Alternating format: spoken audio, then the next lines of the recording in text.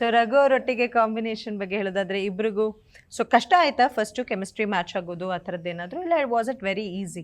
ಖಂಡಿತ ಇಲ್ಲ, ನಾವೆಲ್ಲ ಫಸ್ಟ್ ಟೈಮ್ ಮೀಟ್ ಆಗಿ ಒಂದು ರಿಹರ್ಸಲ್ಸ್ ಮಾಡಿದ್ರಿಂದ ಅಲ್ಲಿಗೆ ಸ್ವಲ್ಪ ಕಷ್ಟ ಆಯಿತು. ಬಟ್ ಏನು ಕಷ್ಟ ಅಂತ ಏನಿಲ್ಲ, ಈಗ ಒಬ್ರಿಗೊಬ್ರಿಗೆ ಪರಿಚಯ ಇಲ್ಲ, ಬಟ್ ಹೋಗ್ತಾ ಹೋಗ್ತಾ ಪರಿಚಯ ಆದಾಗ ಒಂದು ಬಾಂಡಿಂಗ್ ಬೆಳೆದಿರುತ್ತೆ. ಸೊ ಆಗ ರಿಹರ್ಸಲ್ಸ್ ಮಾಡಿರೋವಾಗ ಅವ್ರದ್ದು ನಮ್ಮದು ಸೀನ್ಸ್ಗಳು ಏನಿರುತ್ತೋ ಪ್ರತಿಯೊಂದನ್ನು ಪ್ರಾಕ್ಟೀಸ್ ಮಾಡಿರ್ತೀವಿ. ಸೊ ಅದರಿಂದ ಏನು ಕಷ್ಟ ಆಗಲಿಲ್ಲ, ಸಪೋರ್ಟಿವ್ ಆಗಿ.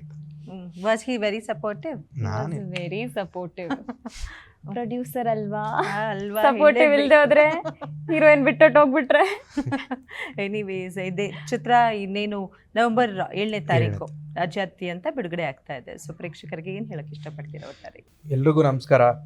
ನಮ್ಮ ಸಿನಿಮಾ ರೋಣ ಸಿನಿಮಾ ನವೆಂಬರ್ 7ನೇ ತಾರೀಕು ನಿಮ್ಮ ಹತ್ತಿರದ ಚಿತ್ರಮಂದಿರಗಳಲ್ಲಿ ಬರ್ತಾ ಇದೆ.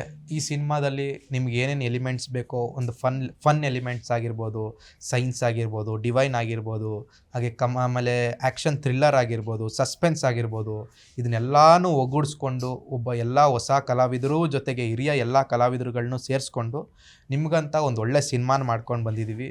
ನೀವು ಕೊಡೋ 100-120 ರೂಪಾಯಿಗೆ ನಾವು ಮೋಸ ಮಾಡ್ದಿದ್ದಂಗೆ ನೋಡ್ಕೊಂಡಿದ್ದೀವಿ ಅಂತ ಹೇಳಕ್ಕೆ ಇಷ್ಟಪಡ್ತೀವಿ. ದಯವಿಟ್ಟು ಎಲ್ಲರೂ ಬಂದು ಚಿತ್ರಮಂದಿರಗಳಲ್ಲೇ ಬಂದು ನವೆಂಬರ್ 7ಕ್ಕೆ ನಮ್ಮ ಸಿನಿಮಾ ರೋಣ ಸಿನಿಮಾನ ಗೆಲ್ಸ್ಕೊಡಿ ಅಂತ ಕೇಳ್ತೀವಿ. ಓಕೆ, ಸೊ ನಿಮ್ಮ ಟೇಕ್.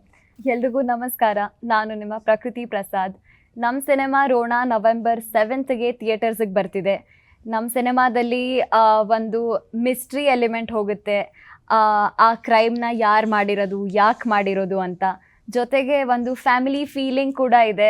ಶರತ್ ಲೋಹಿತಾಶ್ವ ಸರ್, ರಾಜ್ ಬಾಲ್ವಾಡಿ ಸರ್, ಮತ್ತು ನನ್ನ ಪಾತ್ರ ಕಾವ್ಯ ಶಿವು ಮತ್ತು ಸಂಗೀತ ಅನಿಲ್ ಮ್ಯಾಮ್, ಈ 5 ಜನ ಲಿಟ್ರಲಿ ಒಂದು ಫ್ಯಾಮಿಲಿ ಥರ ಇರೋದು. ಅದ್ರ ಮಧ್ಯ ಅಪ್ಪ ಮಗಳು, ಅಪ್ಪ ಮಗ ಬಾಂಡಿಂಗ್ ಏನು ತೋರಿಸಿದ್ದೀವಿಲ್ಲ, ರಿಯಲಿ ವೆರಿ ಇಮೋಷ್ನಲ್, ತುಂಬ ಎಲ್ರಿಗೂ ಇಷ್ಟ ಆಗೋ ಅಂಥದ್ದು.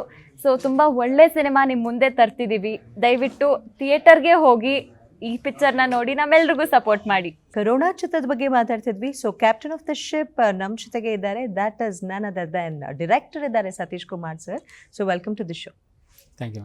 ಎಸ್, ಆ್ಯಂಡ್ ಕಡಕ್ ವಿಲನ್ ಕ್ಯಾರೆಕ್ಟರ್ನ ಪ್ರೇ ಮಾಡಿದಂತಹ ಮಾಲೂರು ವಿಜಯ್ ಸರ್ ಇದ್ದಾರೆ. ಸರ್, ಕಾರ್ಯಕ್ರಮಕ್ಕೆ ಆತ್ಮೀಯವಾದಂತಹ ಸ್ವಾಗತ. Thank you. ಎಸ್, ಹೇಳಿ ಸರ್, ಹೇಗಿದೆ ಅವತ್ತಿನ ದಿನ, ಹೇಗಿತ್ತು ಇವತ್ತಿನ ದಿನ, ಹೇಗೆ ಅನ್ನಿಸ್ತಾ ಇದೆ? ಬಿಕಾಸ್ ರಿಲೀಸ್ಗೆ ಹತ್ರ ಬಂದಿದ್ದೀರಾ. ಸೊ ಅದು ಸ್ಟಾರ್ಟಿಂಗ್ ಡೇಟು ಇವತ್ತು ಆ ಜರ್ನಿ ಬಗ್ಗೆ ಹೇಳೋದಾದ್ರೆ ಏನು ಹೇಳ್ತೀರಿ? ಚೆನ್ನಾಗಿದೆ ಮೇಡಮ್. ಅವಾಗ ಸ್ಟಾರ್ಟ್ ಮಾಡಿದಾಗ ಏನು ಫೀಲ್ ಇದೆ, ಇವಾಗ ಅದೇ ಫೀಲ್ ಇದೆ.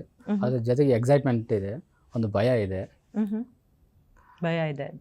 ಸೊ ಸತೀಶ್ ಅವ್ರು ಯಾರು ಅಂತ ಕೇಳೋದಾದ್ರೆ ಏನು ಮಾಡ್ಕೊಂಡಿದ್ರಿ ಹಿಂದೆ? ಸೊ ಸಿನಿಮಾದ ಅನುಭವ ಎಷ್ಟಿದೆ ತಮಗೆ ಅಂತ ಕೇಳೋದಾದ್ರೆ ಏನು? ಸತೀಶ್ ಅಂತ ಹೇಳಿ, ಮೂಲತಃ ಬಳ್ಳಾರಿ ಹತ್ರ ಸಂಡೂರು ತಾಲೂಕು ಗೊಲ್ಲಿಂಗವನಹಳ್ಳಿ. BE ಮೆಕ್ಯಾನಿಕಲ್ ಮಾಡಿದೆ ಮೇಡಮ್.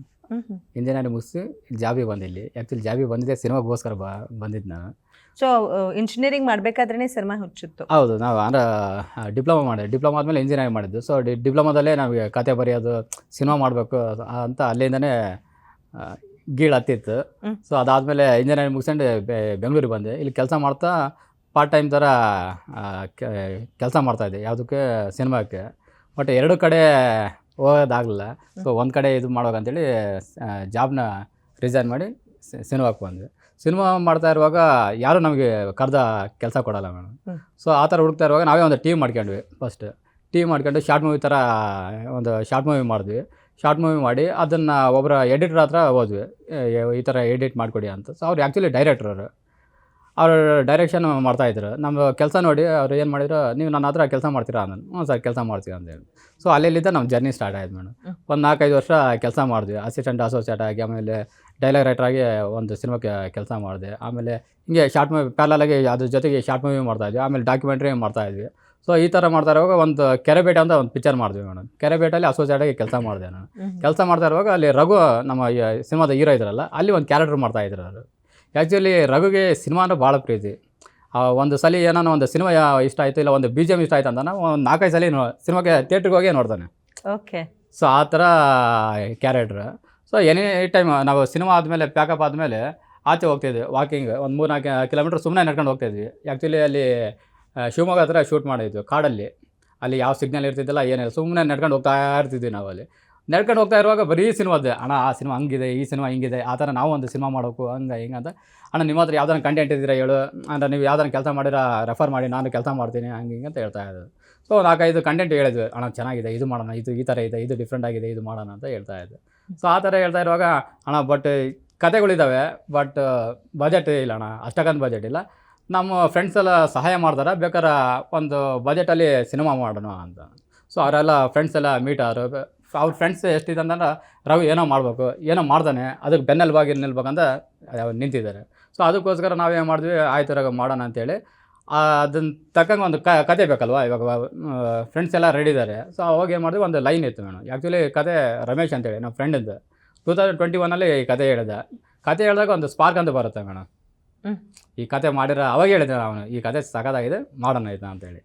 ಸೊ ನಾವು ಬೇರೆ ಬೇರೆ ಇದ್ರ ಮೇಲೆ ವರ್ಕ್ ಮಾಡ್ತಾ ಇದ್ವಿ, ಬಟ್ ಅದು ಯಾವುದು ಇದಾಗಲಿ, ಎಲ್ಲದು ಬಜೆಟ್ ಇದರಿಂದ ಪ್ರಾಬ್ಲಮ್ ಆಯಿತು.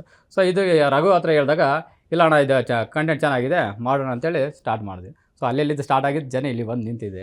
ಸೊ ಆವಾಗ ಹುಟ್ಕೊಂಡಿದ್ದು ರೋಣ ಕತೆ. ಹೌದೌದು. ಸೊ ರೋಣಾಗೆ ಇವರನ್ನೇ ನಾಯಕ ನಟನಾಗಿ ಮಾಡಬೇಕು ಅನ್ನೋದು ಅವಾಗಲೇ ಹೌದೌದು. ನಾವು ಕತೆ ಲೈನ್ ಹೇಳ್ದಲ್ಲ, ಅವಾಗೇ ಫಿಕ್ಸ್ ಆಗಿದೆ. ಅಂದ್ರೆ ಅಣ್ಣ ಸಿನಿಮಾ ಮಾಡೋಕ್ಕಂತ ಬಂದ್ರಲ್ವಾ ಅವ್ರ ಟೀಮ್, ಅವಾಗೇ ಫಿಕ್ಸ್ ಆಗಿದೆ ರಘು ಈ ಸಿನಿಮಾದ ನಾಯಕ. ಸೊ ಅದ್ರ ತಕ್ಕಂಗೆ ಇನ್ನೂ ಒಂದು ಏನು ಮಾಡ್ತೀವಿ ಅಂತಂದ್ರೆ, ರಘು ಕೆಲವೊಂದು ಅವರು ಕ್ಯಾರೆಕ್ಟರ್ ಇರುತ್ತಲ್ಲ, ಅದನ್ನು ಕೆಲವೊಂದು ಡಿಸೈನ್ ಮಾಡ್ತೀವಿ. ಅಂದರೆ ರಘು ಈ ಥರ ಇರ್ತಾನೆ, ಈ ಸಿನಿಮಾದಲ್ಲಿ ಇದು ವರ್ಕ್ ಆಗುತ್ತೆ, ಸೊ ಈ ಥರ ಸ್ಟೈಲ್ ರಘುದು, ಸೊ ಇದನ್ನು ಇಡೋಣ. ಸೊ ನನಗೆ ಈಸಿ ಆಯಿತು. ಅಂದರೆ ಯಾರಿಗೋ ಹೋಗಿ ಇದು ಮಾಡೋ ಬದಲು ಸೊ ಜೊತೆಗೆ ಇದ್ದಾನೆ, ಜೊತೆಗೆ ಒಡನಾಡಿದೆ. ಅವರು ಯಾವ ಥರ ಬಿಹೇವಿಯರ್ ಇದೆ, ಯಾವ ಥರ ಅವರು ಏನಂತಾರೆ ಅದನ್ನ ಹಾವಭಾವ ಹಾವಭಾವ ಹೇಗಿದೆ, ಸೊ ಅದನ್ನೆಲ್ಲ ಇದರಲ್ಲಿ ಕ್ಯಾರೆಕ್ಟರ್ನಲ್ಲಿ ಇನ್ಕ್ಲೂಡಿಂಗ್ ಮಾಡ್ಕೊಂಡಿದ್ದೆ.